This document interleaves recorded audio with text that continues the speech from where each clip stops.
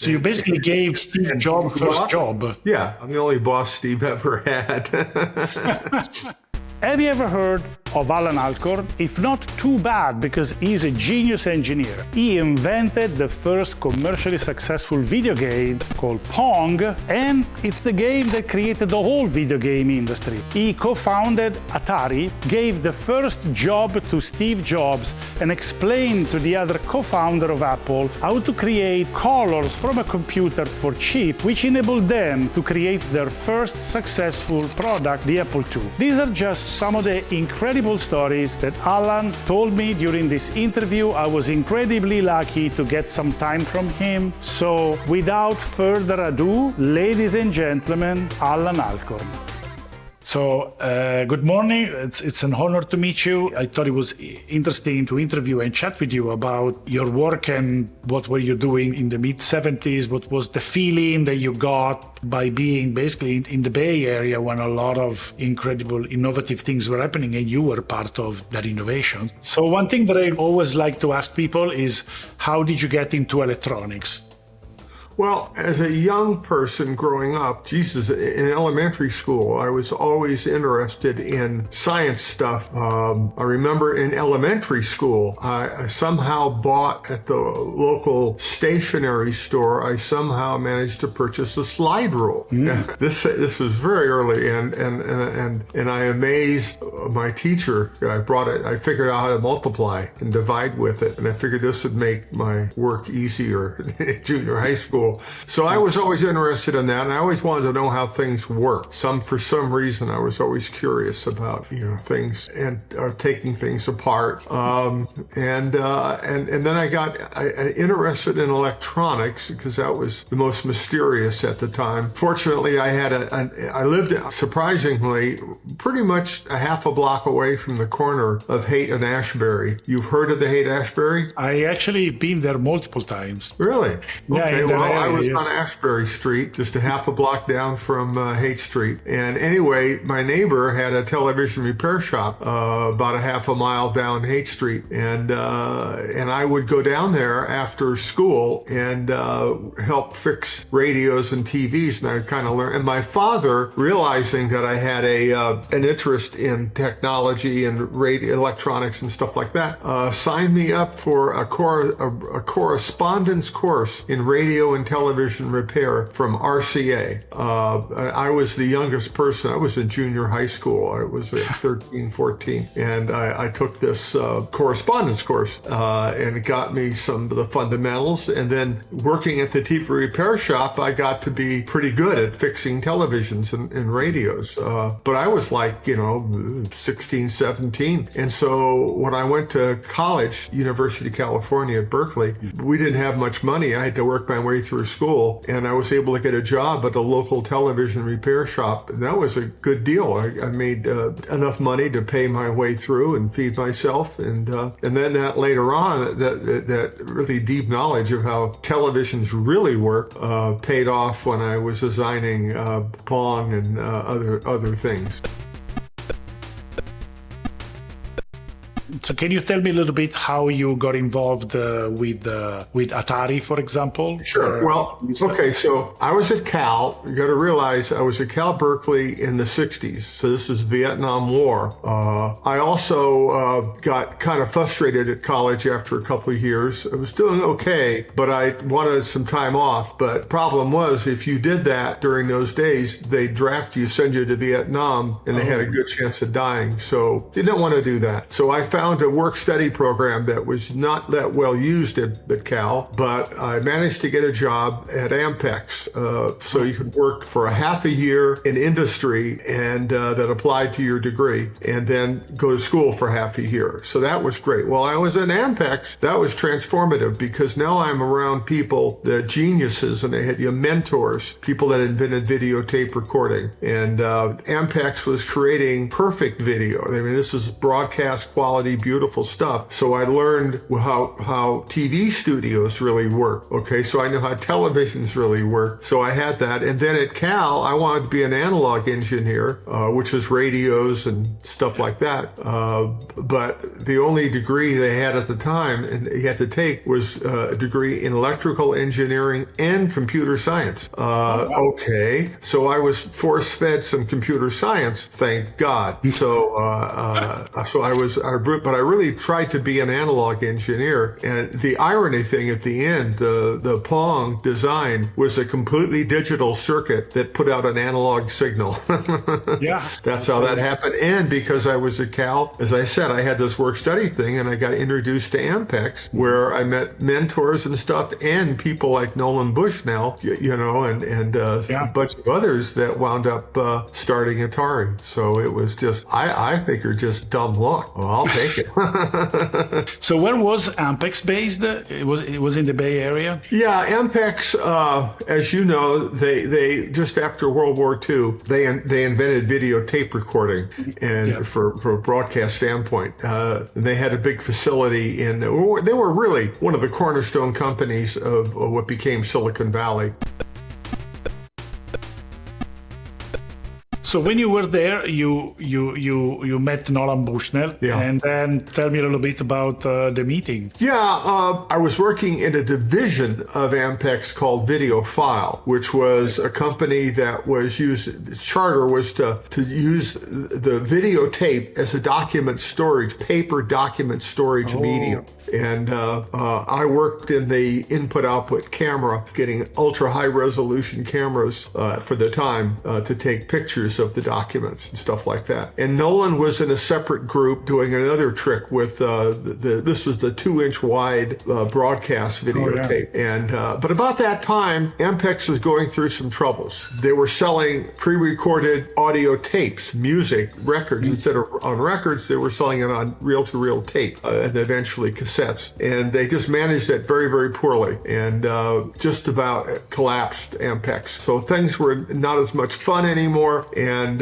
Nolan had this crazy idea for a video game, and it came to me. He and Ted Dabney came to me and said, "Hey, would you join us?" And I was 24 years old. Startups were not the thing that was being done in those days. You had a job at a big company like Ampex. You stayed there for a career. You left. You got a gold wristwatch, a hearty handshake, and a pension of some sort. Yeah. And that's how it worked. And here I am, right out of college, starting a career, and I quit and go to work at a startup. And I knew there weren't that many startups like that, and the failure rate was very, very high. But from my viewpoint, I was 24 years old. I was just starting out. I was pretty smart. I knew the Valley by then, and I knew I could get jobs. I wasn't going to be unemployed, and I figured this would be fun to do a startup with friends, because when you're in a big company like Ampex, you only see a small fraction of the company of engineering, and there's manufacturing, marketing, sales, all the other stuff. And I figured if I went, my plan was I'd go to work at the startup company. It would last about a year or two. It would fail. Then I'd go back to work at Ampex, and I'd be better off. I'd get a better salary and stuff like that. That was sort of my plan. Didn't work out that way, but that was. Well, you stayed a little bit longer than just a year. Yeah. I mean, Nolan was the guy. People ask me, "Did you ever think it was going to be this big?" And of course not. 24 years old, out of college. But Nolan, it's going to be $1 million industry. Yeah, right, Nolan. Sure. Yeah, and he was right that it became a huge industry, right? Yeah. Well, you got to realize that unlike today, you get venture capital. Where you're supposed to charter companies, you get a team together, you get an idea, product idea, and you go to a venture capitalist, get your seed money to start with, and all that. Well, venture capitalists and banks wouldn't really talk to us because they says, "Oh, you're in the coin-operated entertainment business." So we had no bank money, we had no venture capital. Thank God I invented Pong right off the bat, and it was a big hit, because I don't know how long we would have kept the doors open if it hadn't have been, and it wasn't never meant to be a hit, as you probably know. So when you quit Ampex, did this create like panic in your kind of friends and family because you were a abandoning a big company? No, not really. No, it was, it was young. Things were just getting started. I wasn't making that much money. And I figured it wasn't going to last that long. And I'd go back to work at a real company. But I guess it sounded, the idea of working, at Atari was essentially fun. It was like a fun challenge. Oh, yeah. I mean, because I'm working with engineers. It was me, Nolan, and Ted Dabney. We're all engineers. No managers, no marketing, no sales, none of that shit. And so it was just fun. And Nolan had invented computer space a year or so before for Nutting Associates. And Nolan offered to take over Nutting Associates and make it a big company. And they said, no, you don't know, you're just a kid. So he started Atari. Ted came with him. And that's how that began. So I wanted to ask you a little bit about how Pong happened, because looking at the schematic diagram, it's a masterpiece. There's like very few. Well, come on, it's true. Like look at the schema. There's a very limited amount of TTL chips, and they are basically implementing all that functionality.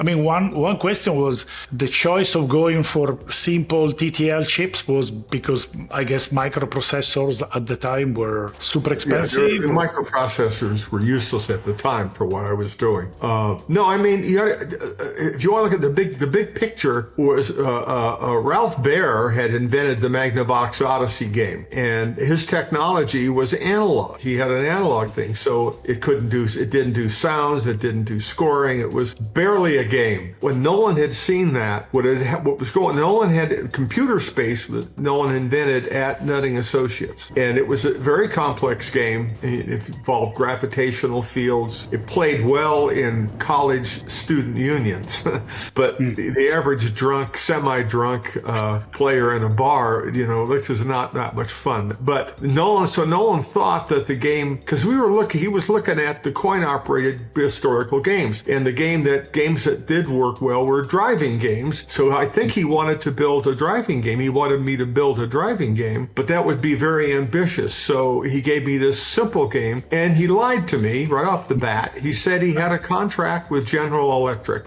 for this ball and paddle game, which he described. And the fact that nobody from General Electric ever called or wrote a letter or came by never occurred to me that this was bullshit. And it was going to be a consumer game, so it had to cost the parts had to cost like $25. So I'm designing this thing, and you've seen the schematic with TTL. TTL in those days cost about maybe 25 cents a chip, something like that. And there were like 72, 73 chips in there. And that was, so it was a failure from that standpoint. There was no way this could be a home game. But at least I had a game up, and maybe I could cost reduce it somehow. I don't know. I wasn't thinking that far ahead. And Nolan didn't seem to mind the fact that that it wasn't going to be a consumer game. And so, I figured it had to be fun. So I did things in it, because if you just play it straight, one ball speed, it's no fun to play. It's either too hard to get started or too easy to finish. So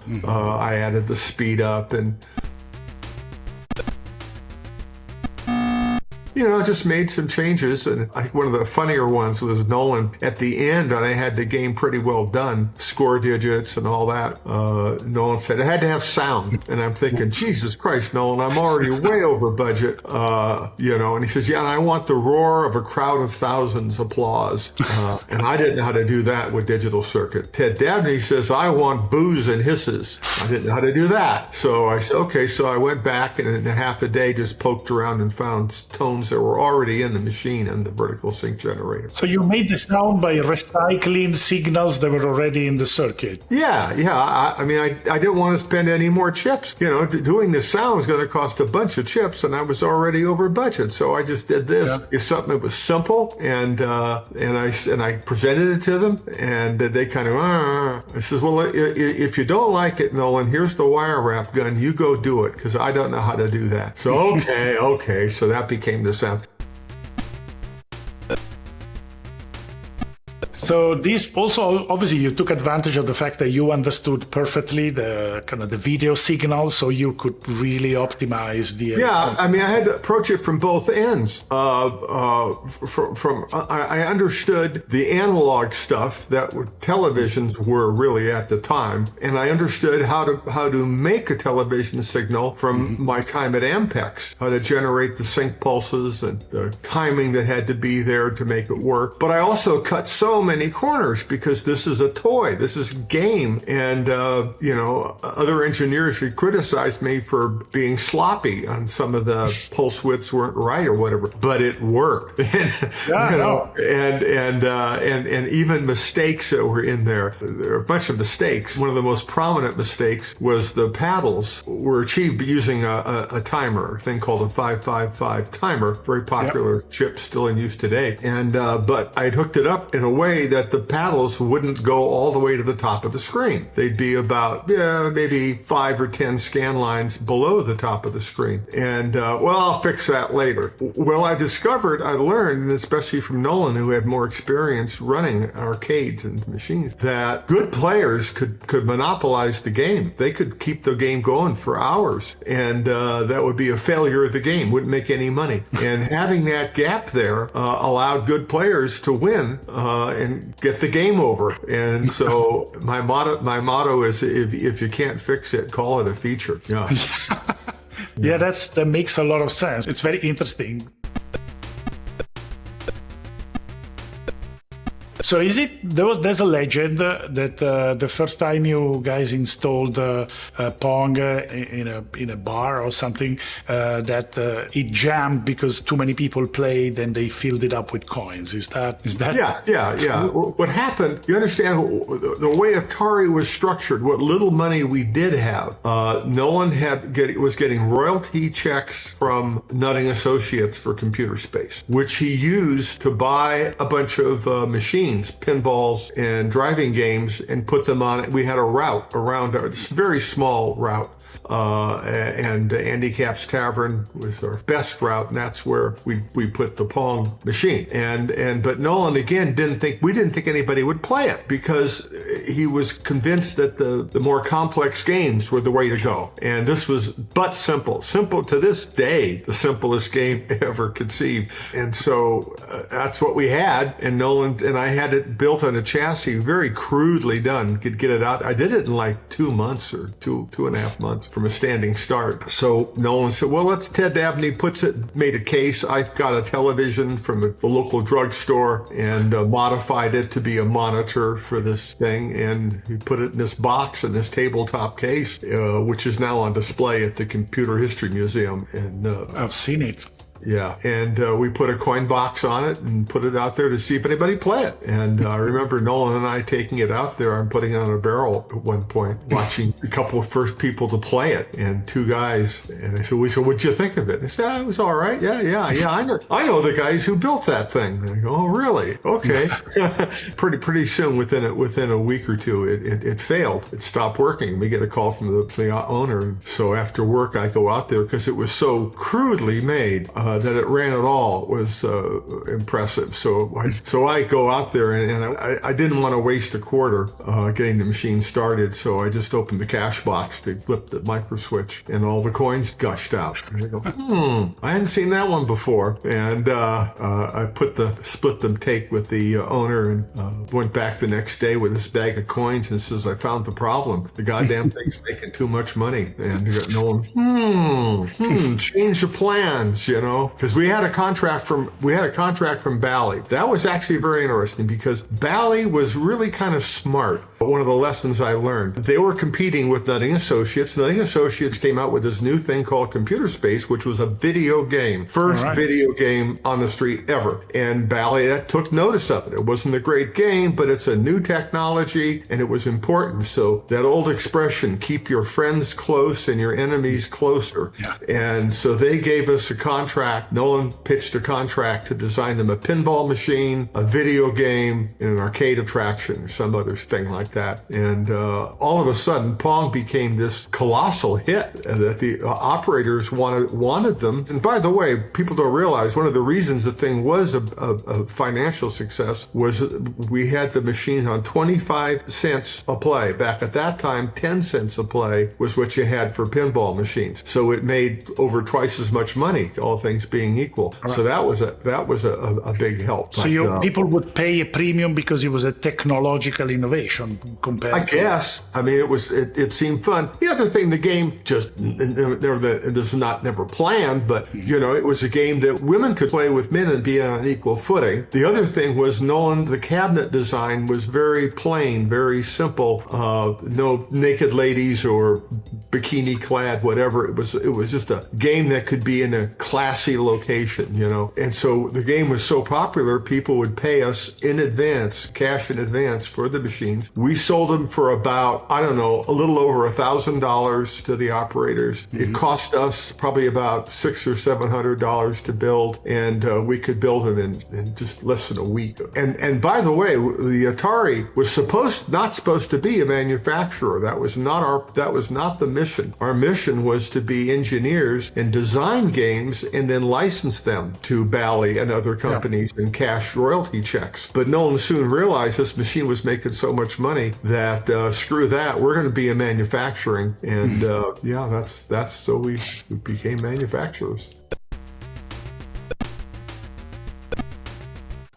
Early on, everybody started copying Pong. We may have sold 3,000 or 4,000 Pongs, but the rest of the industry sold maybe 10,000. All these copies out there, and it was funny because they didn't really know how they worked or anything, but they knew if they copied that PC board and put the parts in, they could get it to work, and they could compete with us. And we did not bother to patent anything in that industry. If you tried to stop somebody, sue one of these little manufacturers, they just disappear and reappear somewhere else. So that'd be a waste of time and money. So our best way to stop that was to invent another game. And we had the ability to invent new games that none of those guys did. So went down and came up with a game called Gotcha, which is kind of like Pac-Man a little bit, and then a game called Space Race. But the ball and paddle games and variations on them seem to play well. By this time, though, I'm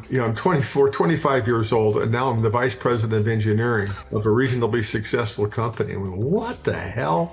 I want to be an engineer, and being a vice president of engineering is kind of like being a kindergarten teacher, trying to keep all these people, hire good people, and keep them in line, keep them focused, and especially difficult with Nolan at the other end, because he has the attention span of a golden retriever.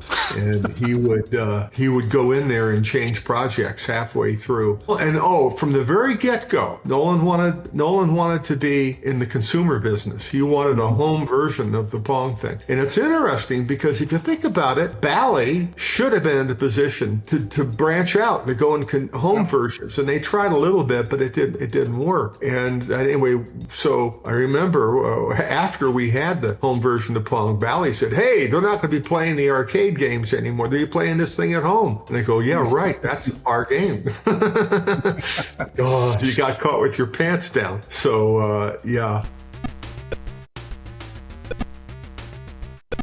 Yeah, I actually read that one of your projects was to take Pong and put it in a chip. Is that one of the things you worked on? Well, yeah. What happened was, we're less than a year old, and Nolan really wanted a home version. I knew from my failure of the original Pong to be a home version that it had to be cheap, and the only really way you could attack that market would be a custom chip, fully custom chip, which in those days was expensive. It's even more expensive today, and I did not have the skills to do that. I learned a little bit about it in college. But what I had done was I hired an engineer, Harold Lee, who happened to be a master's in EE and knew chip design and had designed chips. And he was also a great engineer. So I had him working on video games, but the plan was I wanted him to build a custom chip, a simple custom chip that would go into every coin-op game. And that way, when people tried to copy our game, they couldn't get that chip, and they had no ability to do their own engineering. That was the plan. Well, he came back after a few months at this, and he said, Al,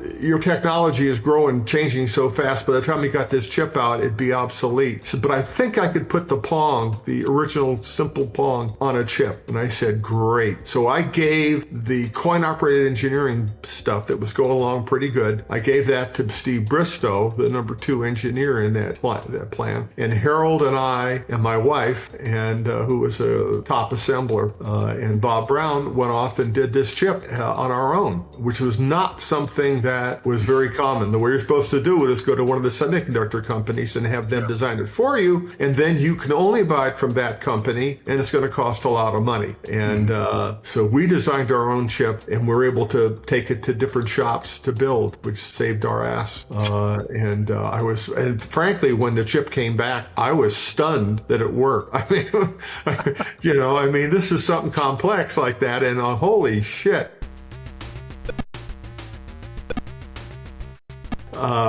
And we had no marketing plans. You understand, selling to the arcade operators was great because these are independent businessmen. They've been in business for a long time. They could make deals, and they were wheeler dealers. They were colorful people, and you sold it to. There's a distributors who then sold it to operators. But in the consumer business, you're dealing with giant corporate, and we had no plans. So all of a sudden, I get the chip to work. And it felt like a dog chasing a car. What do you do if you catch it? We didn't go any further. And our marketing guy, who was marketing for the coin op, took the initiative, and we figured there's no consumer electronics going on in Silicon Valley at the time. So we called Sears and Roebuck in Chicago, and by perseverance and luck, got in touch with the buyer at Sears, Tom Quinn, that was selling the Magnavox Odyssey. And Magnavox was an old line American consumer electronics company that thought they were in the business of building big television sets in wooden cabinets. And the only reason they bought the Magnavox Odyssey was they thought they could convince people they had to buy a Magnavox television to play that game. And they wouldn't let Sears sell the thing in the stores, only in the catalog. And Tom says it sold pretty well, but it was frustrating. So we call up and we see, we got this thing, it's better. And oh, really? So he says, next time I'm out in California, I'll stop in and see you. He was on our doorstep 3 days later, and at 8 o'clock in the morning, he worked. So we were exclusive to Sears. The other funny thing about that was we didn't want to be sole source to Sears, have the only customer. If they did something wrong, we'd be out of business. It would kill a company. So we said, well, we're going to take it to the toy fair in New York City and show it to all the big retailers and get some other accounts. So we did. We took it to the toy fair, and you know how many we sold? Zero. Not one machine. That's how calcified the toy business is. The common thing would be, well, how many did you sell last year? We didn't sell them last year. It's a new product. Oh, well, I count for 5% of the market, so I'll take 5% of nothing. Goodbye.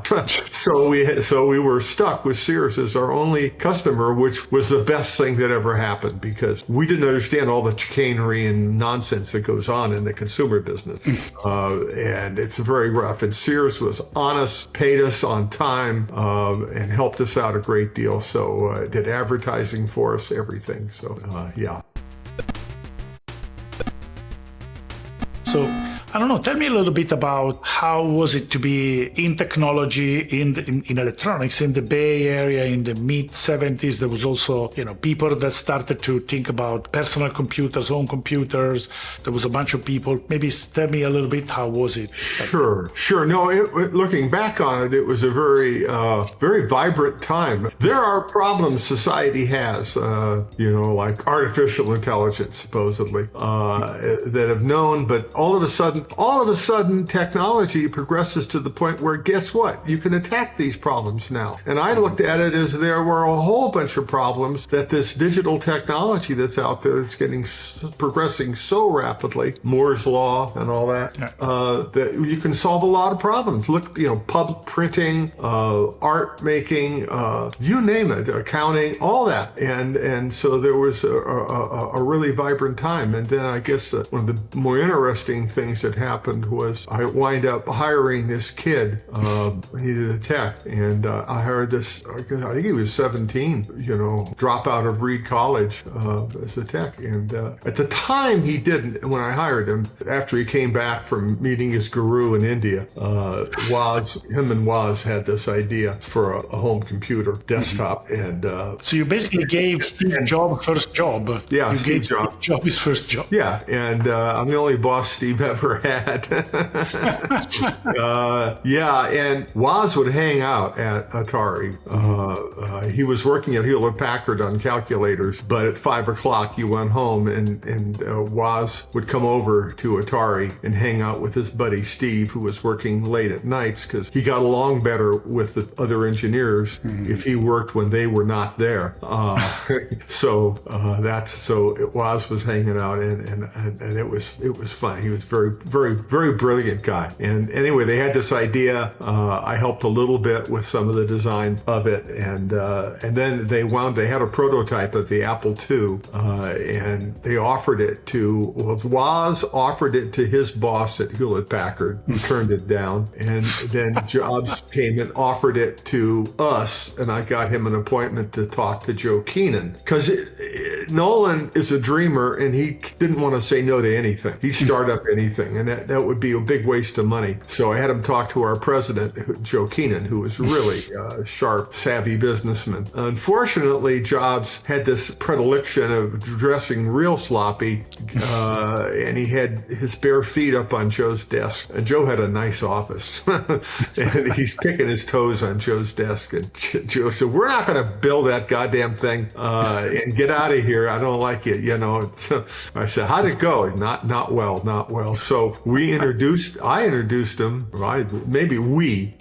him to Don Valentine, a venture capitalist who we were talking to at that time. And Don is one of the great venture capitalists of all time, and he saw the potential in it.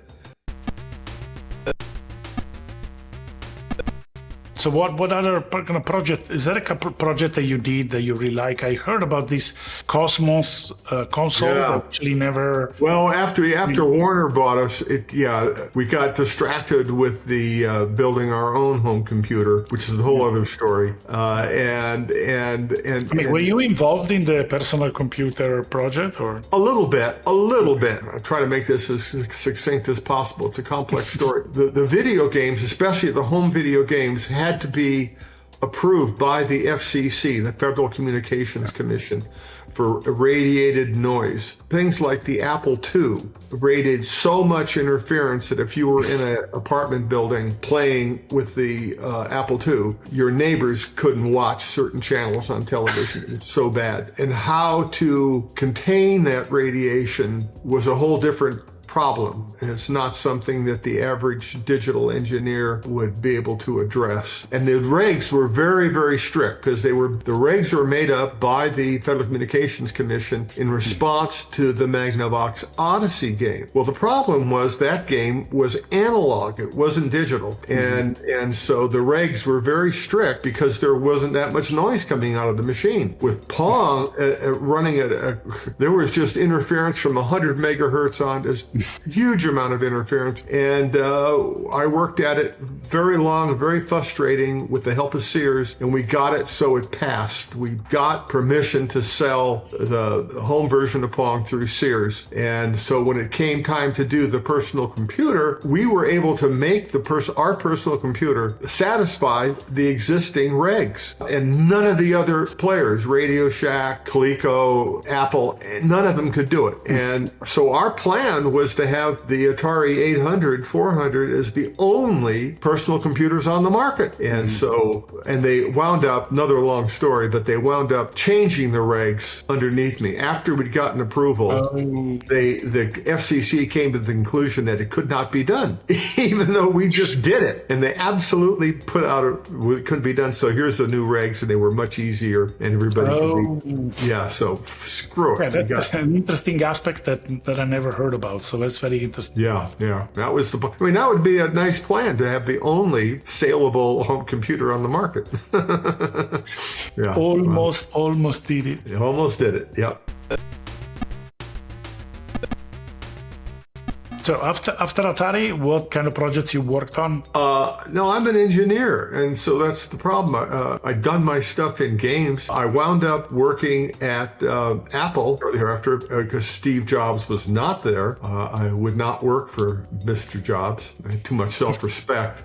But I was an Apple fellow for 4 or 5 years, and that was totally different. Working for a real big company with lots of very smart people, way smarter than me, and fabulous people. And, one of the things we did, one of my last projects, was I worked with one of the finest consulting design teams in the world, Ivan Sutherland and Bob Sproul, and that working on the idea of compressing video and putting it in a computer. Before then, multimedia, you had to use a laser disc hooked to a computer and have a computer screen and a TV screen and a laser disc. I said, wait, let's just put the video. And the machines weren't fast enough, powerful enough to handle video as such, just on the edge. And there was a process going on at the time called the Ampex committees. They were all research groups within big corporations. We were able to get everybody in that committee said, here, let's did a consortium and looked at all the different stuff and showed it one day, all at our place, invited them all to show their stuff. And there was a surprise winner. It wasn't our stuff. It wasn't MIT's stuff. It was a phone company in France, Connect. And they had a coder that uses discrete cosine transform, and it did the best job. Boom, all of a sudden, that's the standard. Now let's go ahead and make stuff. And so that's what happened. And it was funny, ironic, because we did this, and the one company that was the least interested in it was Apple. They didn't really understand changing the future.